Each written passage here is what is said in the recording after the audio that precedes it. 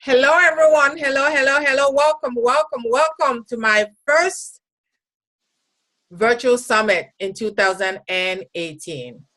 I am super excited. I have amazing speakers that you're going to hear from today, and thank you for joining me. My name is Christy Iwuchukwu, aka Lady Christy, CEO and founder of Chosen Path Global, helping new and aspiring women entrepreneurs looking to gain confidence to grow the business of their dreams. And I am super excited for today's Rock Your Brilliance Virtual Summit. Today, I have the honor to be joined by my first guest, Dr. Jayaraj Salimath. He's a surgeon for people who are looking for weight loss. And today, he's going to be helping us understand what is weight gain. How do people gain weight? Understanding the food, the diet, and the exercise. Please help me welcome my next guest, Dr. Jayaraj Salimath. Dr. Jayaraj, go ahead. Take it away. Good morning, everybody. Thank you so much, and it's an honor to be speaking to all of you and about an important topic that affects every individual's health. A lot of times, people have a lot of myths and a misunderstanding about what is weight gain and what is causes them to gain weight, and a lot of myths about dieting and exercising are there. So I tried to address some of the issues today about what actually causes one to gain weight and how the diet impacts your health and how the weight gain impacts your health and affects your quality of life. So my theme is always going to be about life itself, because life is the reason we are all here. What is life, one can ask, from the perspective of food. Like, we are here to experience what the universe is all about. In order to do that, we need energy to keep us alive. So I'll start with a quote that's called, "From food you come, food you become. What is in between is life." So in order to sustain ourselves, we need to input the energy, which is the food.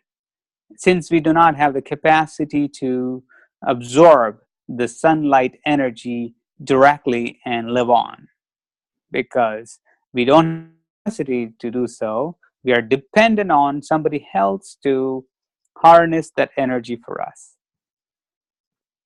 The same token, once we put the energy within our body, if we don't use it in the form of physical activity, it is going to stay within us as potential energy or energy storage. So in a sense, weight gain is nothing but a energy excess storage in the body. It is to be used for a later date. If you don't use it, guess what? You become the food to the critters once you go down to the ground. With that understanding, what is food? Food is the energy that is packaged in the form where we can consume it and use it. The only magical things on this earth that does that for us is the plants. So plants take water, mud, sunlight, and air and converts the light energy from the sun and packages in a form of fruit, nuts, grains, yeah, you name it. Even just plain leaf or grass. So the only way we can get the energy into our body is consuming that plant or plant product or the grass itself. That's called as direct source. The indirect source is you have to eat an animal that is eaten this plant, which is the direct source. So there is no other way of putting in the energy. So if anybody of you here thinking that you're gaining weight out of thin air, I need to know what is the secret. So the only way you're going to ever input energy is by consuming food in the form of plant or plant products or the animal that is eating the plant. Once you take in this energy, we have to use that for our daily activities, that it be running, jogging, swimming, talking, and go hunting, any of the physical activities. If you do not use that in the form of physical activity, what happens is the extra energy that you didn't use it starts getting stored in the form of fat. So this fat starts to accumulate in all parts of the body. In men, we try first place it's in the abdomen. It's called omentum, starts to accumulate fat, and then you start to accumulate in the belly. In women, you start to accumulate it in the first place, hips and thighs, and you name it. It slowly starts to accumulate in all the parts of the body. When it starts to, if you think of it as a hoarder, have you seen a TV show, the people where they hoard so much of packages and things like all throughout the house? Eventually, they will not have any room to walk around. The same thing happens to us. This excess energy, fat, starts to accumulate, say, liver. It starts to accumulate around the heart. It starts to accumulate around your airway passageways. It starts to accumulate in your face. It starts to accumulate in your toes, legs, you name it. Each place has its own consequences. When fat starts to accumulate in the liver, it causes inflammation of the liver. We call it non-alcoholic fatty steatohepatitis. Just like how alcohol destroys the liver, fat can destroy your liver. Since our liver is the major metabolic organ, when it starts to affect its functions, it's going to derange the bodily metabolic activities. Thus, what happens, you start to develop insulin resistance and you start to develop diabetes.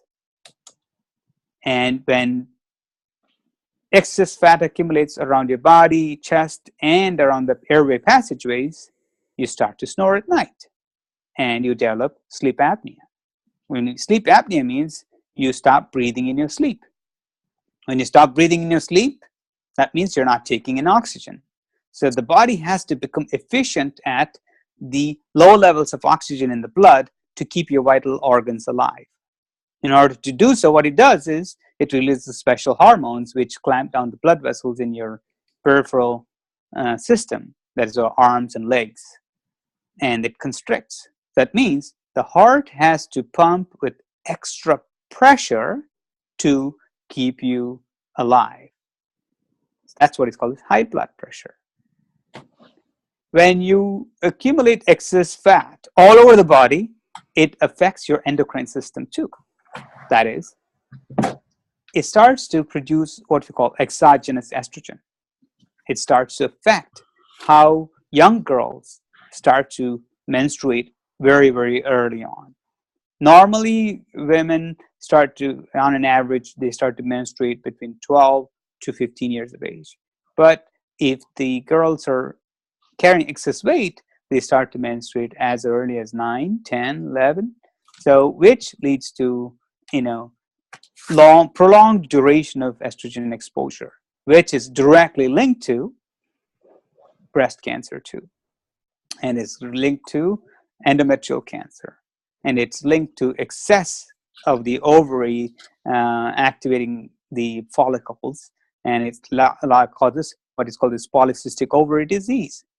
Since this leads to estrogen imbalance in a high fashion, it causes in young women infertility. So now you see how simple thing as food gets converted to fat, and that influence, it starts to accumulate in the body and starts to affect each and every organ system. As you start carrying excess weight, always remember what happens is you carry a load-bearing joint starts to wear out. You develop arthritis. Your back starts to hurt. And one by one, the whole organ system starts to fail. Because of this, people that are obese, means people that are carrying at least 75 to 100 pound overweight, when people are carrying 100 pounds extra food on their body, their risk for death, premature death, rapidly, increases. And that increases their cancer risk by 21 to 30%, all types of cancers. And people start to have their knee replaced early. They need to have back surgeries done early on. It starts to affect every quality of life. So what happens when you don't have a good quality of life? You start to isolate yourself. You start to have self-esteem problems. That in itself leads to depression. So now it was affecting only your physical body. Now it's going to start affecting your spiritual body, which is the mind and the conscious. You start to become depressed about your life. So thus, you stop enjoying life. That's what I always say. Make life here happy. In order to be happy, you have to eat food that is going to nourish your body and soul. Talking about food, over the last 60 to 70 years, what has happened is what we consider food, we don't even know what we're eating nowadays. What our grandparents and great-grandparents considered food, if they come and saw what we ate now, they would laugh at us. Do you know what is in it? Nowadays, if you just look at the label, it's only a bunch of chemicals added together and mixed up. You don't even know what is what. In order to mass produce this, we are genetically modifying the food like nobody else.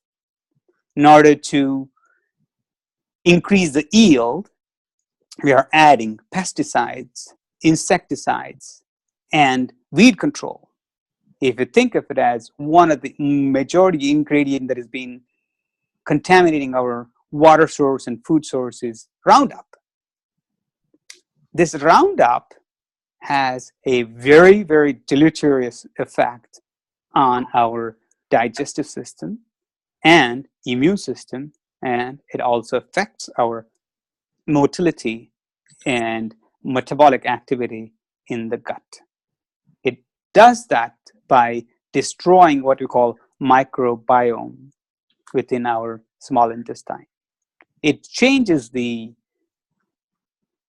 microbiome such that the organisms that are deleterious to our health becomes overpopulated compared to the healthy bacteria in our gut. The same thing happens when you consume foods that are very rich in sugar and fat. By changing your diet itself, you can start changing the microbiome. That is why there is a strong current movement to go back to the ways that we used to eat our food, which is going back organic. That's why more and more people are saying, we don't want to use the pesticides. We don't want to use the antibiotics, because by nature, whatever we administer to these plants and animals in their system, and when you consume it, it's going to enter your body and start to affect your own health.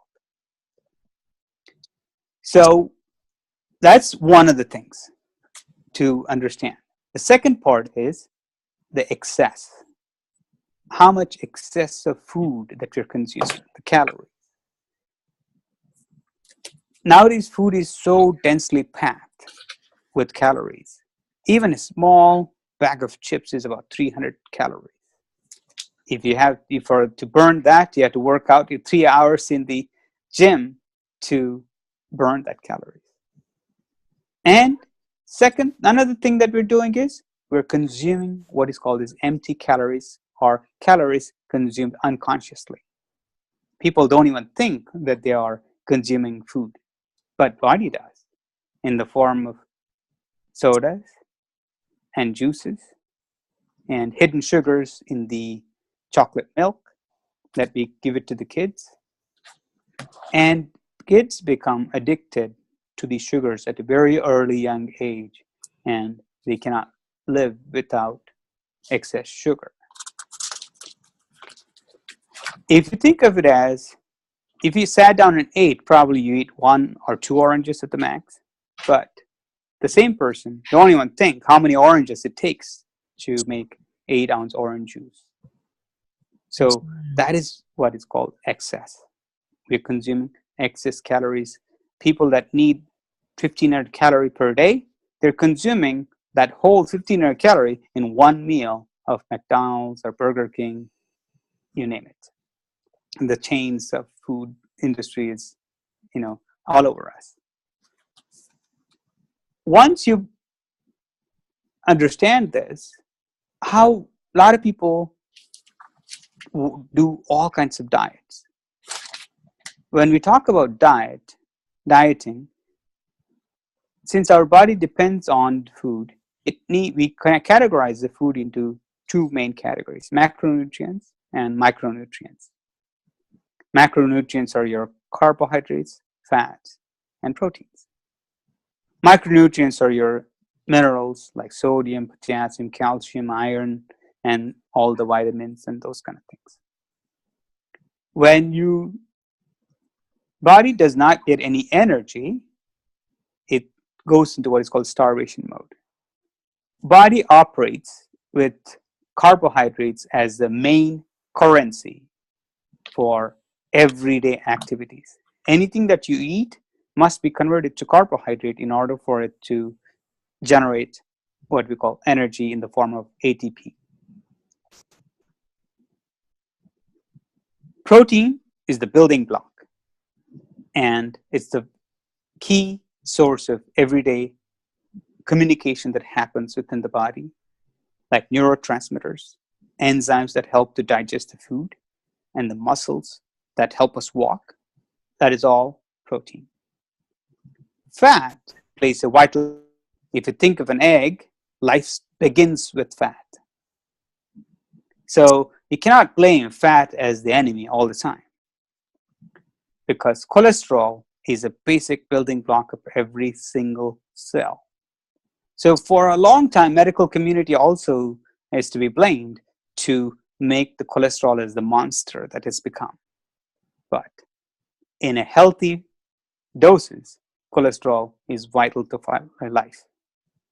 So when you do these fad diets where you do not consume carbohydrates, you consume only proteins and limit the fat intake, what happens is you are creating a condition in the body called starvation. Whenever you go into starvation mode, the first storage to be depleted is the carbohydrate storage. We store very little of carbohydrates in our body in the form of glycogen, and it gets depleted in 8 to 12 hours at the max, maybe 24 to 48 hours. All of your glycogen that is stored in the liver and the muscle will be gone.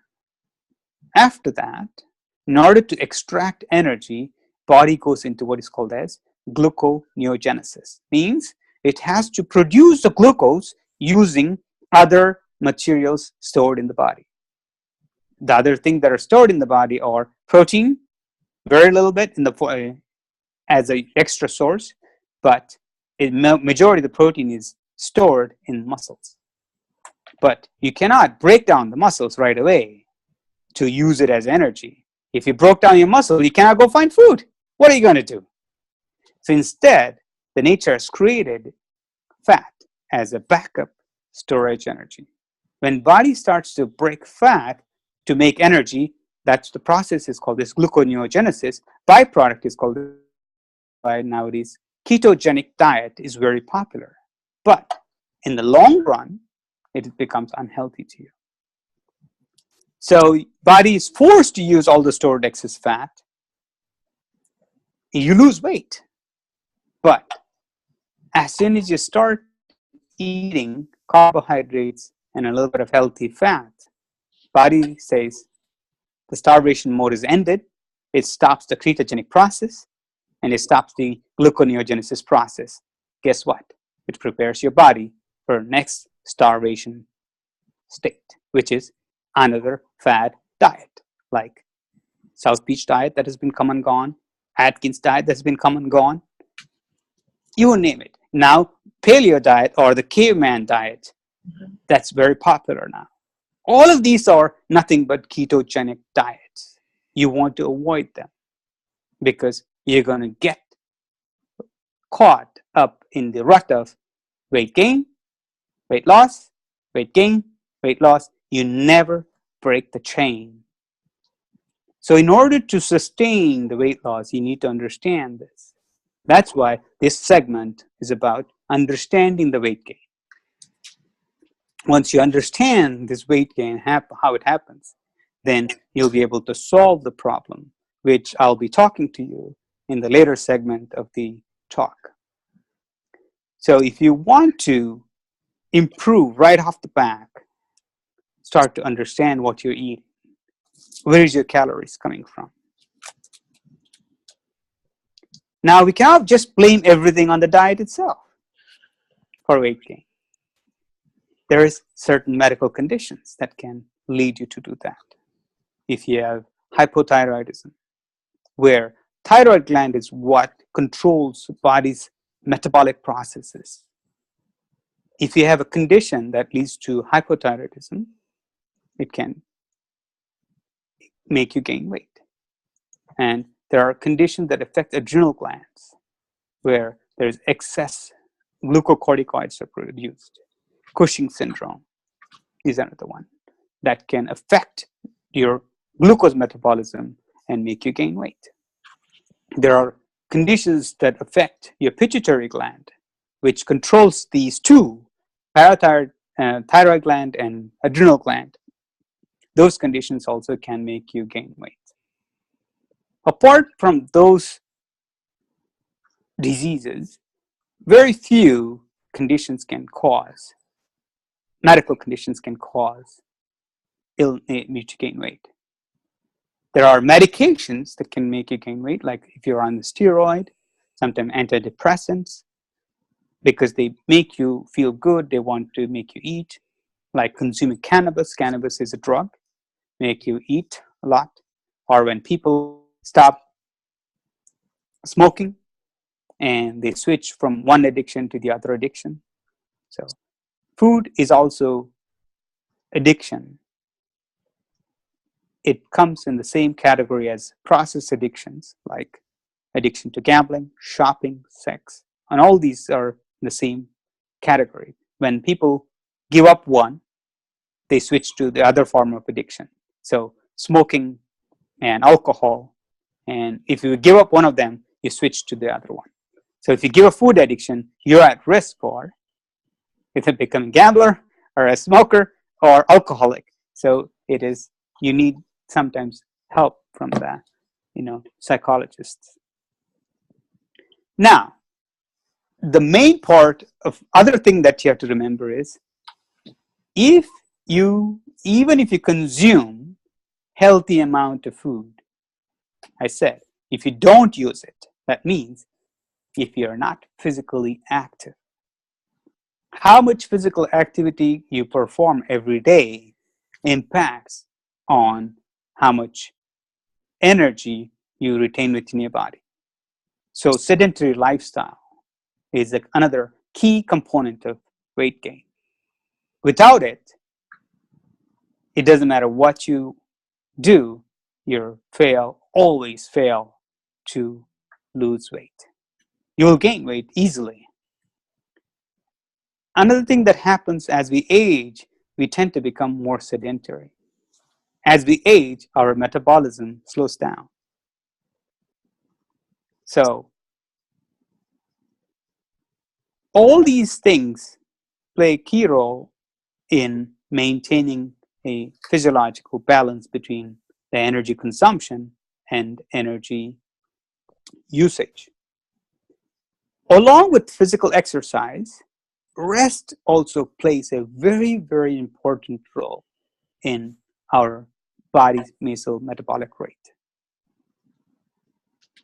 In order to lose weight and maintain weight, or you gain weight, sleep, that is rest, is as much important as exercise itself. If you look at all around the world, the night shift workers, those who don't sleep well, those who don't have a good sleeping habits, are overweight and obese. Because when you lose sleep, especially at nighttime, your diurnal rhythm of the body's, most of our hormones gets released in our sleep. When your sleep cycle is disturbed, all these hormones which regulate our metabolism, their diurnal, natural, physiological cycle gets messed up. So that leads to increased weight gain. So we'll talk in the segment when how to lose weight, how the rest is plays a role in helping you lose the weight. I still have many points. I think I'm getting to my 30-minute mark, and we'll give you some more pointers of how to avoid weight gain in this later segment of the talk of losing the weight to gain the life back. Because now all this excess weight is robbing your life. When I say robbing your life, means I mentioned all of us are here to experience this wonderful universe that's been created to us. When consuming excess energy, becoming a pack rat in our body, storing excess energy and becoming a hoarder of energy in our bodies, you're paralyzing your body, which is the vehicle that is given to you to experience, travel this universe. When your vehicle gets broken or get paralyzed because it's been filled with junk energy, which is not being used, you're not going to go anywhere. You won't be able to enjoy life. So in order to enjoy life, take care of the temple that you're living in, which is our bodies. In order to keep it healthy, you have to consume food until you become the food itself to the universe. Enjoy life. I'll see you at next segment.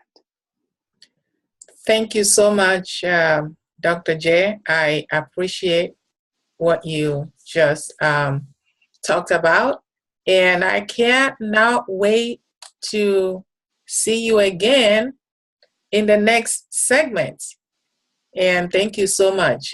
Thank you so much, Christy, for giving me this opportunity to share my knowledge. And I hope it helps millions of people that are watching this across the world. It doesn't matter when you watch it, please watch it. How you watch it, on your phone, Facebook, on Christy's website, it's up to you. Knowledge is out there. Go get it. Absolutely. I'm sure a lot of people will get to watch this years from now. People will be watching it and getting a lot of information and help from this. So I appreciate you, and I look forward for your next segment. Thank you. All right. Peace out.